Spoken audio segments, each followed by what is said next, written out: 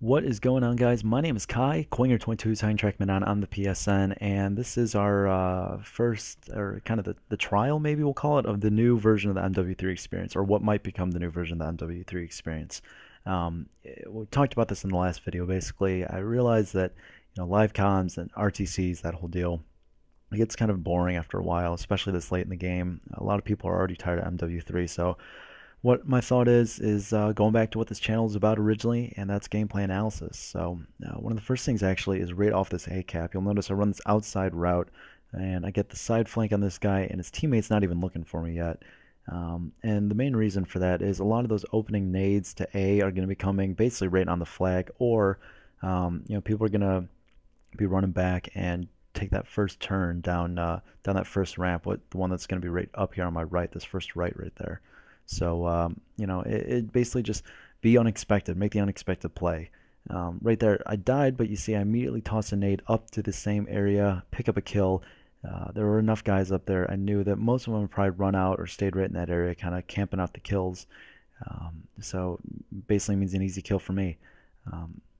Right in here, we've gotten two capped. I start moving down to C just under the, just with the suspicion there might have been a couple guys that have managed to push down and push through. So not quite the case, but what it does give me a little bit more breathing room and more chance actually for the enemy spawn to set. We have them two capped. Well, we just lost the A flag, but it gives me a better sense of where they're at instead of having them spawn all over the place still, because my teammates are spread out everywhere. So it just kind of works out for the best. Having a little trouble right here with my weapon swap outs, but one thing that you're going to notice is I barely kill this guy. I get pick off a few kills from this position, and then I actually move up. And the reason for that is, obviously you guys know you get a few kills from there, you got to move. Enemies know you're there, so you usually fall back. By pushing forward, it actually kind of interrupts their path, their travel path, instead of just being able to nade you out of the spot you're in. Or if you've moved further back, you're probably going to be in the same area as a bunch of your teammates. The enemies aren't complete idiots. They're going to have some sense of an idea of where you might have gone. So pushing forward actually often works to your advantage. Works to your advantage, gets you the kill, or at least keeps you from getting killed. So picking off guys right here. Me and my teammate, you can see we circle down here into C, and in a second you're going to see got a lot of C's right there. You're going to notice pick this guy up in my sights, shoot to kill. So I do this all the time, and it gets me killed a lot, or just kind of waste bullets. And that's you start putting bullets into someone for no reason. Shoot when you know you're going to get the kill, not just to damage someone. And right here, something kind of nice, get a little fence bang. Minimaps still have their uses. In Black Ops, people were frustrated often because of the Ghost and everything like that, and now you've got Assassin, which is almost even worse.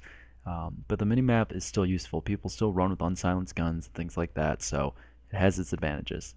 Right there, to slow your roll. So you notice we have an advanced UAV up, but that stealth bomber also came through. So what that did, my screen's shaking all over the place, and I have an idea of where that guy's at. But again, we were just talking about blackbirds. I don't know for sure what direction he's facing, how far he's moved up. By the time that UAV sweep comes back through again, he could be somewhere totally different. Instead of running down there where my screen's shaking and just a whole total mess, I wait, and it ends up bagging me the kill. Right here, switch out the MG for this guy's UMP rapid fire, just because if I need to swap to a second gun that's fully loaded, trying to swap out to an MG real quick is not going to work out in my favor. So pick up a guy here, and you're going to notice right up here I just kind of sit back in this corner for a second. We've got the two cap, and I'm thinking they're probably pouring out a C. Here goes one guy. Patience. That first guy ran out, and you saw I aimed down sight and then pulled back my gun. The main reason was I had a feeling there were going to be more guys. I honestly thought there were probably going to be three. There were only two. Either way, I'll take the two-piece. Get a little knife through the EMP there, and I was pretty sure I saw another guy. So get the flash, and I'm thinking he's either in this back corner to my left, or to my right, sorry, where I looked, or he might have run back in through C. So the teammates are down there, so I'm figuring, all right, we're good. And I push out this way. Why? People run down that tunnel, down that staircase. And, I don't want to get killed there. Not that it makes a difference. What the hell was I doing? I've got an SMG, rapid fire. It wasn't even my UMP with the red dot. I'm standing out in the open trying to outgun a guy that's standing in a window. not going to work out in my favor. So right here, calling the pred, and you'll notice I go for this guy for a couple reasons. One, he's the only for sure enemy, the only for sure kill that I know of. You know, a lot of guys running, running their anti-air, anti-kill streak classes.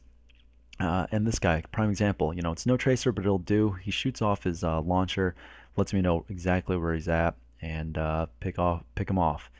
Right here, I can't get, I was trying to run out of the reload there, you guys probably saw, couldn't get out of it quick enough, so the guy picks up the kill on me. But at this point, you know, just poor awareness on my point. I shouldn't have just been running around, not looking right there. So fast forward through a bit of this stuff here, and you'll notice right here I'm like, ooh, free care packages from this Osprey gunner because he's not targeting me right now.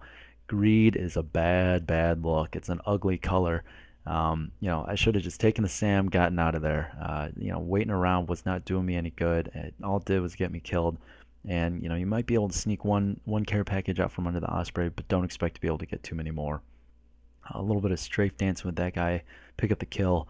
And I flash down there, and you'll notice I then, instead of running after him, I come back down. Unfortunately, I didn't flash my corner again. You know, your next death, I think, was it Thunderstruck said this, Thunder Toro, Thunderstruck, whatever you guys know him by, said this the other day in a video. Your next death is only a corner away, and it is so true. You know, flashing corners is going to be the, you know, famous last words pretty much for any shooter. So right here, pick off, saw those guys before I ducked down, so pick up a little two-piece, and just luckiest, most random headshot ever. That guy, I feel bad because I killed him multiple times, just kind of almost bullshit reasons, I'm not gonna lie. So he was getting pretty frustrated. Really lucky here. I've got jelly all over my screen, barely pick up that guy, spray down his buddy, and yeah, it was Luck City, man. Luck City.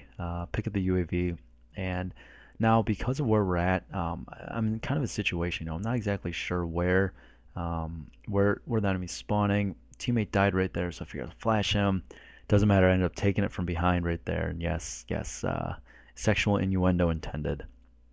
So, you know, I'm figuring they're still spawning back by A. Get back around here, get the kill on that guy, and I have no idea. I gotta give that guy credit for angling that predator in there. I've got my pred stopped on so many random roofs and scaffolding crap like that. Arcadin, for example, Reapers, Preds, they do not get through there. Little run around there on the two-piece, and that was very risky. You know, those guys could have very easily been spawning right back in the dome, and just picked me off. But I got lucky. Calling some kill streaks. We're almost to the end of the game, so I figure it doesn't matter. I just got to get these in, get the points. And again, you know, throwing that kind of Hail Mary nade because I saw some guys on the UAV, but 45-22, I think that is not the best score, but it was you know, it was it's very early in the RTC. I mean, this was the game right after the last one that I posted, so you know, it was a 40 bomb to drop in the game. We won, and got a few caps in there, so it was a pretty decent game overall. I would have liked probably at least half those deaths, if not less, but you know, let me know what you guys think about continuing on the rest of the series this way. Obviously, it will not be every single game. We'll kind of skip around, but I'll be pulling games, some good, some bad. But yeah, let me know, guys, and I will catch you later. This is Quanger signing out. Peace.